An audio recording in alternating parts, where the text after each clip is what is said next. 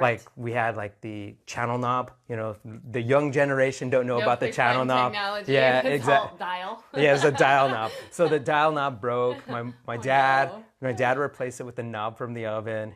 Oh, And so I was embarrassed because a lot of people would say, you know, hey, very creative. you got 450 channels. You know, my favorite channel is broil.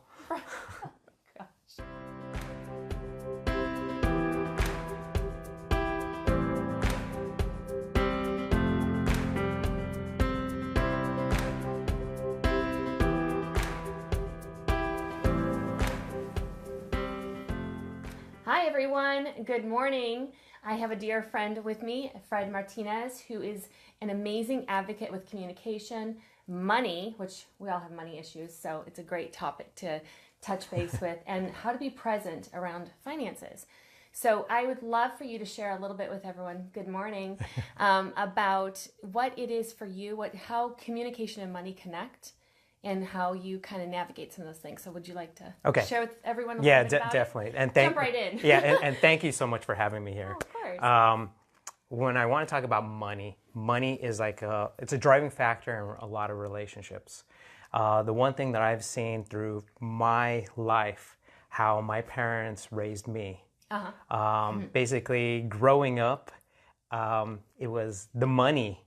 When you look at my parents, how they made every single dollar count. Excellent. And and when you look at things, I used to always be embarrassed because of how my parents lived their life. It felt like the 70s just threw up in my house.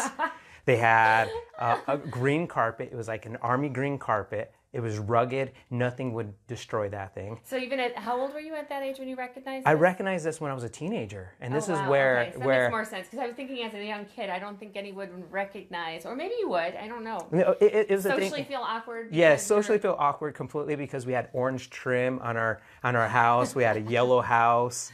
And they were retro before retro was in. Well, I grew up in... I was born in 72. Okay. So then we had a yellow phone, the yellow refrigerator, orange cabinets. And like I said, felt like the 70s just threw up in the house. And I realized a few things after going to college, started realizing that my parents were able to put 6 of us through college. Oh, wow. And that's a large family. Yeah. Well, we're Catholic. Oh. As my mom would always say, that the reason why she had a large family is because my father knew how to dance. So they were very romantic. I don't know. I sometimes feel like I was born. And they said they named me after my grandfather. Oh, okay. But I still think that it was Fredericks of Hollywood. Oh, how funny, Fredericks of Hollywood. Even then, back then? I don't know. It might have been. Who knows? That's crazy. But the whole thing about money with them is that they always made every dollar stretch. Okay. And when, like, my dad would fix things around the house and something would break, like we had like the channel knob, you know, the young generation don't know about the channel knob. Technology. Yeah, exactly. Dial. Yeah, it's a dial knob. So the dial knob broke. My dad replaced it with the knob from the oven. And so I was embarrassed because a lot of people would say, you know, hey, very creative. You got 450 channels. You know, my favorite channel is broil. Too funny. And by the way, he is an actual comedian, so it is kind of funny. I'm probably not doing great justice of laughing to his jokes, but he is very funny. So I'm sorry, Fred. So the thing about money I've learned is that when I went through college, I ended up doing what everybody else was doing. Visa was my friend. Yeah. You know, I kind of thought, oh yeah, hey, look. And it's like, and then wanted to impress people. Like I would go on a date, I would pull out that card, and then it would get charged. And then one time I was dating this one woman, and I ended up making her an authorized user on the card. Ooh. So. Ooh. How long were you guys together before you were an authorized user on your credit card? Oh gosh, maybe about a year. Maybe I have no idea, but I don't know if that's. But the thing is kind of interesting. but I'm in college. Yeah, you're still growing. Yeah, I'm still growing. And it took a whole summer. I got a job at Los Alamos Labs, and it took my whole summer just to pay off that credit card bill. Oh So the one thing I've learned is that you don't do that type of stuff. Skip that experience. It's all about, Yeah. that's great when you're talking about experience. Yeah, is it is. because It is. it was an experience that I went through with acquiring debt. I had like $30,000 in credit card debt and student loan debt.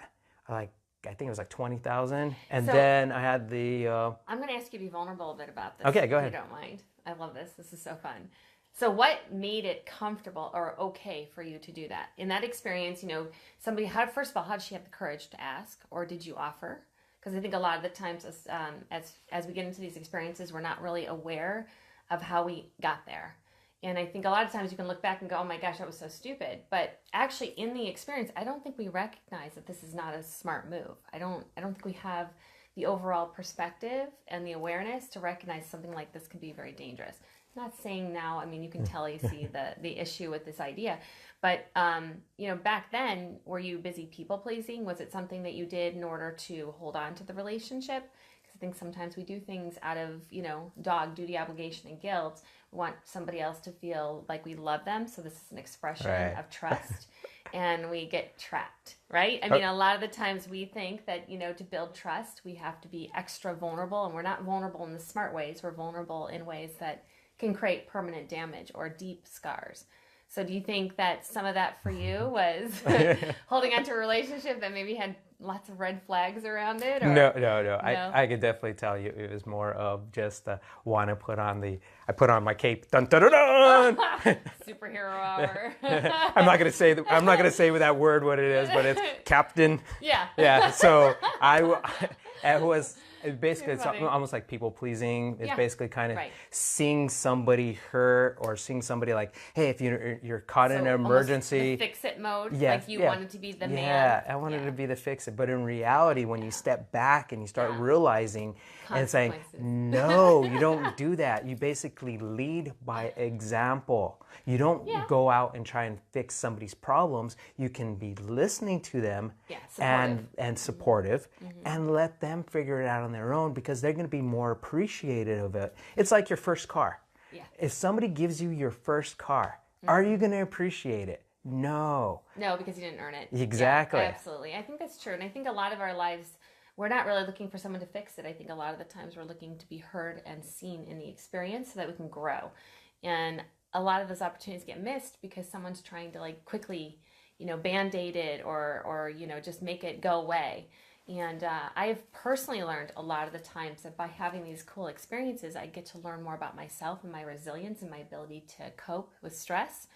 And really kind of, I always feel like the long way, sometimes there's more scenic, more opportunity, something new to grow versus the fast track. Sometimes the fast track is just fast and you don't get to experience much of life and connection. So I think it's really cool that, you recognize that by enabling this person, you actually created not only pain for you, but probably pain for her as well, because she didn't get to learn something about herself. She became codependent on you. Right. And probably ended the relationship in a very dangerous way, I'm sure, emotionally. Well, I don't know. I don't remember that. No, That was a long time ago. Remember that part. It was a long time ago. You just remember the financial strain, huh? I just remember the certain key things in my life that just made me realize that, no, I'm not going to do that. And then what ends up happening is you repeat the process over and over and over again until you start realizing that there's a pattern here. Right. And then what is that pattern? That pattern is that people pleasing or that I want to make a significance being like, I want to be heard. Right. And I don't know whether or not it's because I'm the last born and it's because I started looking, because I started thinking about that because it's like, I'm significant, like, hey, Usually the last born always gets babied the most. So that didn't happen in your dynamic. Oh, I was babied. You were babied, but you weren't valued. You didn't see that you were like a valuable component. Like you were babied to the point where you were minimized. I guess it would maybe minimize because my siblings are a lot older than me. My older brother's about like 15 years older than me. The closest siblings to me are the twin sisters who are 8 years older. Okay. So it was, I felt like I had, I guess you would, not siblings, but I had extra multiple parents. Yeah. I could see that. I have a family that I work with that they have a very large dynamic, and each child has definitely got their emotional role that they play in relation to each other. And I think it is a very important element to recognize in a large family. Right. There are a lot of it's a community. It's a collaborative experience. So it's a little bit different. And I do think that you're right. When you're little, you do not have much of a voice because everyone's just rushing to get things done. Yeah. Right? Right. So, yeah, that makes a lot of sense. And it would make sense, too, that would transcend into your experiences with other relationships, as you would actually do the same things that were modeled for you in relationships, thinking this is how love is shown, instead of recognizing this is actually a minimization of somebody else's voice. Sometimes we don't recognize the experience we're feeling as much as the experience that we've seen portrayed on us. It's kind of like role reversal. Instead of saying, oh, I didn't like that when that happened when I was a kid, I'm never going to do that to my, we always say that, I'm never going to do that to my kid when I have kids, but the truth is you usually end up doing it. And I think that a lot of it is because it's what's modeled for us, and then we turn around and actually don't get a chance to pause and remember how it felt to be that other person in that exchange. So it's kind of cool that you had that experience where you recognized, no, this is not what I'm going to do. So that's pretty cool. Thanks for sharing that. All right. So do you think that in your relationships moving forward that did you have trust issues, or it didn't show up again? I guess I don't really quite know on that. Okay. Because I was with someone for about 19 years in my life. So almost 16 years I was married. Right. So I'm relatively new to the single world. And Just kidding. She's being sarcastic on that. I think there's a beautiful dance in either direction, but I do think it's kind of, the transitions are challenging. Yeah. It's a totally different world. Yeah. And the one thing that I noticed is that with myself is that how I was with my former spouse, where at the age of 35, I had everything paid off. We had everything paid off. The house was paid off, no consumer debt. We're completely what most debt-free. people consider to be stressless living. Exactly. And so that's where I want to go ahead and get into this a little bit more, is that... Book with me. Although if I show it to you, it'll be flipped backwards. But anyway, yes, we'll get into that. So what I want to get into is how, when you don't have that stress of the finances and debt, it gives you the ability to do whatever you want. How many people, like in the jobs that you're in, that you want to go ahead and just like tell your job, see ya? When I was doing some contracting work out of state, there's a person from Jamaica, and he was telling me, he was my Uber driver, and he was telling me that he is raising the money for he can go ahead and tell his boss, F you. Interesting. Yeah, he said, it's like, this money right here I'm making is the F you money. Interesting. And because he was looking at things as like, I want to do this in my life. And when he was living I said, well, you lived in Jamaica. What are you doing here? In Iowa? And he was like, I needed to make some money. And when I have that money, I'm going back and I'm opening up a restaurant. Interesting. So in his mind, he was paralyzed because of this belief around money? Correct. So what did you make up from that experience? What did you hear that he didn't? Well, the experience that I got out of him was that he went to seek opportunity, which I see that as a great opportunity for himself to grow, because he was telling me that it was very stagnant where he was. So he wanted to go out and grow himself, get educated, and he had the opportunity here in America. Interesting. So my devil advocate comes in and says, well, wait a minute. What was it about his resistance of what he had that wasn't creating abundance? It's kind of an interesting thing, because I think a lot of us believe that we need to chase money in order to have freedom and joy. And so I look at it from that emotional perspective, of course, and go, well, what was he resisting? So not that money equates joy, but I do think it creates ease. And I think life is simple and not easy. So you can see where I'm going with this. It's more about the fact that I feel like maybe there was an opportunity to have his dreams without having to push so hard. So it's kind of interesting that he was creative enough to go outside and try something different outside of his wheelhouse, outside of what he knows. But it's interesting that he had this anger behind it. And maybe that was his rocket fuel. I don't know. Maybe that's what he used to keep him going. And, you were more in the experience than I was, but I'm just kind of playing with this idea of maybe that the resistance wasn't about the money as much as it was he had this belief around money that equated to his freedom.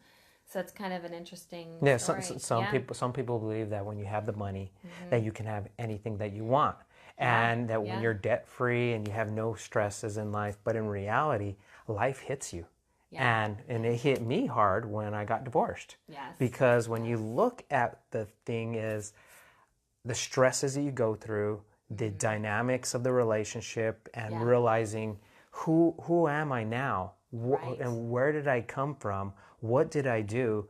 And putting a lot of blame on yourself. Yeah. And when you look at it as shame story. And then, however, now I look back at things as I put myself in a good financial situation where I have the ability of being present wherever I'm at. That I don't have to say, someday I'm going to get this. Right. Someday I'm going to get that. Right. Because when you look on the calendar, you don't see someday. It doesn't exist. By the way, if anybody has some specific questions they'd like answered, go ahead and put them down below, and we won't approach them in topic during the conversation. We'll go back and answer the questions. So I do think that a lot of the times money and communication, the way we use money in our relationships and how we communicate, like you were talking about earlier, we can create blocks of open spaces, like literally resistance within that, and block an open space from happening because we have this belief around money. And I think I was skimming through your book. I hadn't gotten a chance to read the whole thing, but I do think a lot of the systems you put in place help people really recognize how they create traps within their financial belief systems. And it really is kind of a cool workbook. It really is kind of like a, and what did you call it? What did you call it? Well, it's the game plan. It's a step-by-step guide. So it's kind of fun because it gives you a chance to recognize where are you playing short, and like what are some tools you can use to navigate them differently. I loved your tips on gifting and how to do things a little bit different in the gifting way. Because I think a lot of times we buy things to make it go away. We like, it's a birthday party, got to buy, got to write a check or got to go run around and find the perfect gift, which sometimes that's great too, but to recognize you have other choices and other options which was kind of fun to see him put that in there. So do you want to share a little bit about the book? Okay. I guess it's going to be backwards. But Yeah, sorry guys. Okay. On this book, it is a financial guide. I guess you'd say more than a book, because I wanted to keep it as simple as possible on the 12 steps that I used within myself that was taught by my parents on how I became debt-free. And then on the book, it gives you the tips on how to save money, how to go ahead, and it gives you examples on how to invest your money. I'm not going to tell you how to invest your money, because that each it's person, a personal relationship. that is your own relationship. It's your own risk levels, etc. But it gives you a glossary on what are the investments out there to educate yourself. Don't invest in anything that is that you don't know what you're investing in. And the biggest thing is just realizing that when you have the freedom and you don't have that slavery to the debt of Visa, MasterCard, your student loans, that you have the ability to do whatever you want. There was periods of time where I was out of work for, when I summed up my career of being a software engineer, of could be about 2.5 years. Wow. And there was a periods of time like this past last year. I was only worked maybe, I kind of think about it as maybe 3 months out of the year. Wow. And a lot of it was, nice. I went through a lot of savings. You did, but what I loved about that period, and we worked a lot together during that period, and he was all in a internal soul journey. So it was kind of fun to witness and support him around that. That was a really cool experience. So I think that if you can gift yourself those kinds of opportunities by following a system or a structure that can support you while you're going through it, I think you give yourself the opportunity to actually go through the process instead of being worried about the money. So investing, the biggest thing most people don't realize is that the biggest asset is yourself. Because when you invest in yourself, when it comes right down to it, when you're on your deathbed, what are you looking for? You're not looking for more money. You're not looking, you have regrets. Yeah. And I should have done Resentment's this, back, I yeah. should have done that. And as Tony Robbins would say, stop shooting on yourself. Yes, exactly. And when you live your life, it's almost like, as Eric Thomas would say, live your life finding that you're empty, Yeah. that you Yeah. lived your life full. Well, we don't get to take anything but memories and experiences with us. Yeah. I mean, I think that a lot of the times we make up a belief around experiences that are very limited and not open, and we're not willing to see a different side of things, and we create that resistance. And I think money is one of those that we really struggle with in relationships. We really, fear it, or we don't care about it. I feel like if there's two sides of that expression. You hold Right. too much value, or you hold very little value to it. So I think that finding your rhythm with it, that where you feel like there's a flow of money coming in and you're not holding on to it so tight that you're fearful you're going to lose it, there's that dance that happens, that you can actually enjoy a little life, which is sometimes seasonal too. I think there are times where people, someone taught me a long time ago, it was like to recognize the 4 seasons of finances. Have you ever heard of that before? No. It's really interesting. They were talking about a time to harvest, to go in and do investments and go out and do things. And there's a time to, pluck the fruit and you live your life. And so it was really interesting in the winter season's more about, that you don't spend money in the winter season. It's a time where you actually just be. And it was really kind of interesting because it shifted my perspective in the way I am fearful when money's not coming in. I realized, okay, well, I'm just in a snow season, which sounds really weird to say it that way, but it was really helpful for me to not be in this panic space of, where's the money, when's it coming? If it goes too long, I get a little nervous, just like everybody else. But I think it is important to recognize that there is a season where money can be, that it flows in different ways. So in other words, you're going ahead and you're throwing a Game of Thrones reference there. Oh, is that a Game of Thrones reference? No, winter's coming. Winter's coming. Oh, yeah. Don't fear the winter. But it's interesting. I do think that money has. I think it's like they always say, money's an energy. It flows if you allow it to flow, and it can actually get clogged, just like anything. It is exactly, because when you look at like this, what is this right here? You have this closed fist, and it's like you're so being full of this anger and hatred. But when you open it up, opportunities will flow through. Nice. I like that. It's very cool. Very, very cool. So he's got another adventure he's got going on, not just the book. He actually, I think maybe some of you actually saw me being interviewed on his show last Monday, was it? Yep. Wow. Gosh, time is flying so fast. So I would love to have you share a little bit about the show and the mission behind the show, and maybe you guys can hop over and join and watch these 3 lovely fellows sharing their wisdom and having other speakers and interviews, opportunities, and people sharing their wisdom. So what is the name of the show? The name of the show is Extraordinary Being Movement. Love it. And basically it is giving people to become extraordinary instead of living their life as ordinary. And we talk about topics. Right now we're in the topic on dating and relationships. Yep. We're gonna be moving into health, fitness, mindset. We're gonna be talking about business. We're gonna be talking about finance. We're gonna be talking about the Olympic mindset. I do have a couple of I have a coach that coached at the Olympics. I do have a friend of mine who was 2 teammates of mine who actually got bronze medals in the Olympics. Wow. How fun. One of them moved out and lives in Houston. The other one lives here in town. So I was communicating with her. Want her to come on so she can share her experience on her mindset. Because that's the biggest thing about life, is that you want success. You find someone that has that success and you model what they're doing. And I know each person is a little bit different and unique. And the one thing I've learned is, what is it they're doing that I can go ahead and start emulating and implementing it in my life? Yeah, I do. I agree with some of that concept where people actually can learn by example and see how other people have rolled it out. But I also think there's an emotional recognition. There are certain things that we're also individual, that we need to allow some of that creativity and to recognize that just because someone did it that way doesn't mean that that's the way you should do Correct. it. It's kind of a balance between that dance, there's not one solution to get to there's so many options, so many different ways to navigate that. And many different ways to skin a cat. Yeah, so I always look at my mentors as inspirational people. I'm a big Gandhi, and I love, the old ancient philosophers. So for me, it's always like to relate and connect by them sharing their story, to be inspired by it. So I think a lot of the times, like, these stories sound like they're just going to be so amazingly inspirational to help you stay motivated and find your voice and find your way. So it's really, really cool. And we were talking about like being with the experience, and that was one thing that Tamra's always taught me is be in the experience. Instead of seeking out this attachment to an outcome. Yes. That was like branded on him.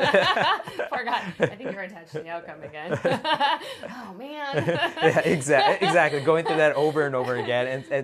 And what that does, it prevented me from actually being with that experience. Yeah, it does. Yeah, absolutely. And deflection. As being an athlete, that I was always so focused on what is my results? What is my result? Okay. Now I reframe things where I am competing against myself rather than the myself of yesterday, not the individuals that are out there. They're part of the competition.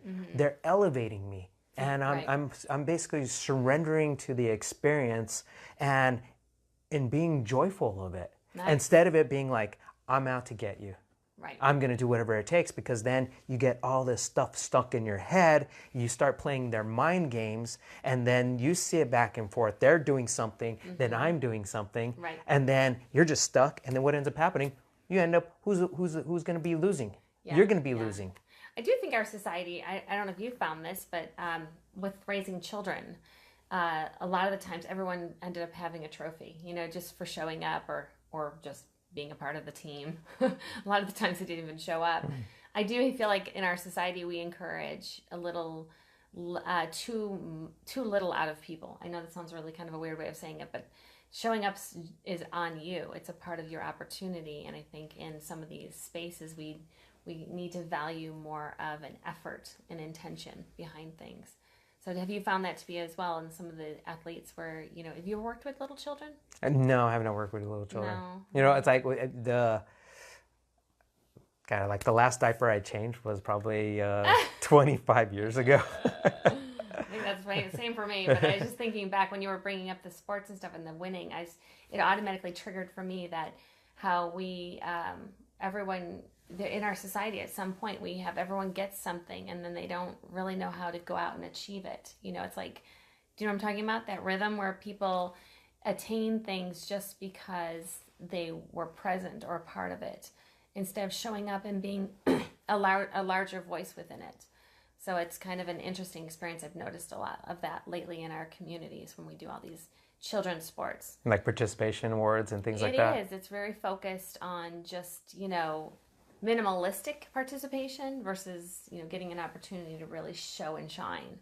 And I think that, we have a lot of kids these days that I think we talk a lot about a society of instant gratification. Yeah. And I feel like a lot of it's kind of been brought about because of, I'm big on, competition is important. I think it helps us recognize that there's a goal and something to strive for. But I think it's also important to recognize that when we get rid of competition, that we're not creating any opportunity for people. Right. We're not asking them to rise and show up. So it's kind of an interesting issue. There's kind of a little give and take on both aspects of that. What's your take on that? My take on the issue of the participation is that just exactly what you said. It shows that there's no winners, there's no losers, and I know there are parents out there that are probably keeping score in their head because they don't keep score. And then everybody's a winner. The thing is that that's not real life. When you look at it, if you don't show up to work, you lose your job. You lose your job. You're not participating at work. You lose your job. Right. And I feel like that there's a lot of opportunity there for kids to learn that at an early age. When we just do this, everyone gets a trophy. I just find it very difficult to find children who are as inspired to be motivated, to strive to do more, to be more. So it's been kind of an interesting and as sometimes as kids that you might not be shining when you're a little kid. I know for a fact that I didn't hit my stride or my peak until I was out of college. I was even a Division I athlete, and I was like looking back, and I'm like, how did that happen? Probably because you did. You showed up and you did it. But it wasn't a participation. It was like saying, I mean, you did it. I did it. I had, achieved it. and I had to really work hard for that. But Yeah. I also believe too that because I was this little runt as a little kid, that I had to work harder. When I played baseball, I was the shortest kid, and I would go ahead and act like I get hit by the ball because I couldn't hit the ball, and then I would steal bases. So I was a speed demon. Were you taught manipulation through your sports? You got to do what hilarious. you got to do whatever it takes. You got to do whatever it takes. And then the one thing I've learned about life now, and when you use the baseball analogy, is that you got to be swinging every time you're at the plate. Oh, yeah. Because if you're just like standing at the plate, you're looking at the ball just going back right there through you. Yeah, you might get Missed opportunities. You got missed opportunities. But the other thing too is like, yeah, you might get walked on. You know, you might be able to get onto the base by being a walk. Other than that is that you're not in control. You're in control when you're going to be swinging at that ball. And it's like, I'd rather die swinging than just let life pass me by. Okay, so the way I twist that in what you're sharing with me, I just am kind of playing with my own little analogies. To me, when you're missing and you're not swinging, you're not controlling your perspective. You're allowing situational experiences to happen, and you're making up this belief that you're out of control and that life is happening to you. So you lose because of that. But if you actually swing at opportunity, you're getting a chance to change the perspective or see something from a different perspective. Yeah, exactly. So I like that analogy. Thank you. That was pretty cool. I like it. Sports is so cool. There's always something cool there. So fun to watch too. So, okay, so you've got these two awesome opportunities for people to connect with you. Do you want to share with them how they can find you? Or people can find me on Facebook. I do have my personal email. It's Frederick, Frederick, Martinez @hotmail.com. Excellent. Yes, awesome. I'm still one of those users that still have a Hotmail. I know. That's pretty funny. I have a Gmail. gotta go with the times. I'm just kidding. Hey, at least it's not AOL. Oh my gosh. That's cute. At least it's not AOL. Now, no hate mail. I don't even know if they're still in around. I think they are. You'll get a bunch of AOL members tagging you, harassing you. Too funny. Well, thank you so much for taking the time. Is there anything you would like to say as a takeaway for the group? The takeaway I want to say to people is that when you have the opportunity in your life, that if you're able to communicate with your spouses, if you are married, get on the same board about money. Oh, yeah. Because when you're both on the same page on like saving, giving, spending, investing, that you'll have a better opportunity for you to achieve whatever you want to achieve. If it's something you want to go on a trip, plan it. Yeah. And budget for it. I know what I ended up doing was we had budgeted for every single thing. And I think that when you budget for fun, go out, live your life. Yeah. And don't be like what I used to do. I used to be that little squirrel, grab all my little nuts. It's like it's all, but then you got to live your life. Yeah. I think there is definitely planning and focusing on goals and aspirations, but not to get so focused on the direction of where you want to go that you miss out on what's coming or what's present. I think a lot of people dwell on past mistakes or goals of the future that they don't realize they're missing out living today and connecting to all the good things that are happening in their life. The journey is the fun part, right? Not the goal, the journey. Right. So, and when you miss the journey, you're miserable when you get to your goal. You exactly. Just lose all the connection. You're like, this isn't as good. I remember a long time ago, someone shared with me that their desire to go to Hawaii was really, really big, and they had saved up and worked so hard, and then they got there, they had a miserable time. They ended up fighting the whole time, and it was just there was a lot of resentment because that the behavior was so controlling up until when they finally achieved it. I think that it became such a big dream in their mind that it couldn't live up.